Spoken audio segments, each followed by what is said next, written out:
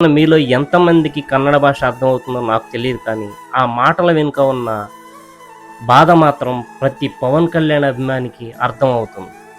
ఈ వీడియో ఎవరి గురించో తెలుసా?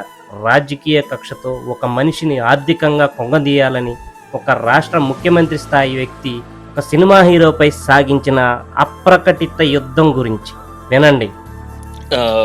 ಸೊ ಅವಾಗ ಜಗನ್ ಅವರು CM ಆಗಿದ್ದಾಗ ಇವ್ರ ಸಿನಿಮಾಗೆ ಬೇಕಂತಾನೆ ತೊಂದರೆ ಮಾಡ್ತಾ ಇದ್ರು.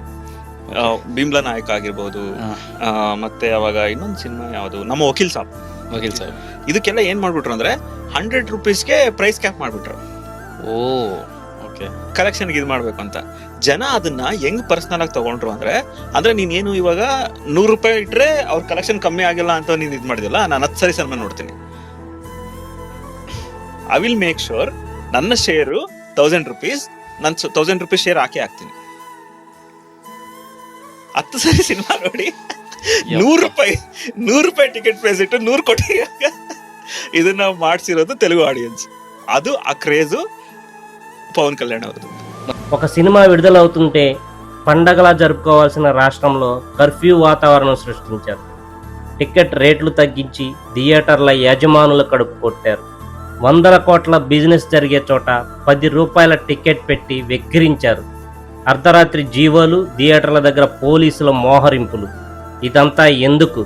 కేవలం ఆ మనిషిని ఓడించడానికా? కాదు, ఆ మనిషి వెనుక ఉన్న ఆశయాన్ని చంపడానికి. ఆయన సినిమాలను టార్గెట్ చేస్తే ఆ వ్యక్తి కుంగిపోతాడని భ్రమపడ్డారు. కానీ వాళ్లకు తెలియదు, ఆయన సినిమా ఆడినా ఆడకపోయినా ఆయన కోసం ప్రాణాలిచ్చే కోట్లాది మంది సైనికులు ఆయన వెనుక ఉన్నారని. ఒక్కసారి ఆలోచించండి, పవన్ కళ్యాణ్ గారు అప్పుడు ఎంత నరకం చూసి ఉంటారో.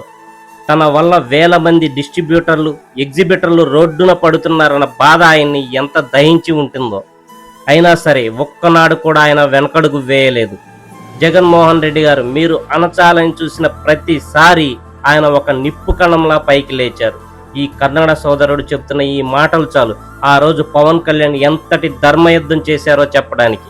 చూశారుగా, భాష ఏదైనా సత్యం ఒకటే. పవన్ కళ్యాణ్ను అడ్డుకోవాలని చూసిన వాళ్ళు చరిత్రలో కలిసిపోయారు.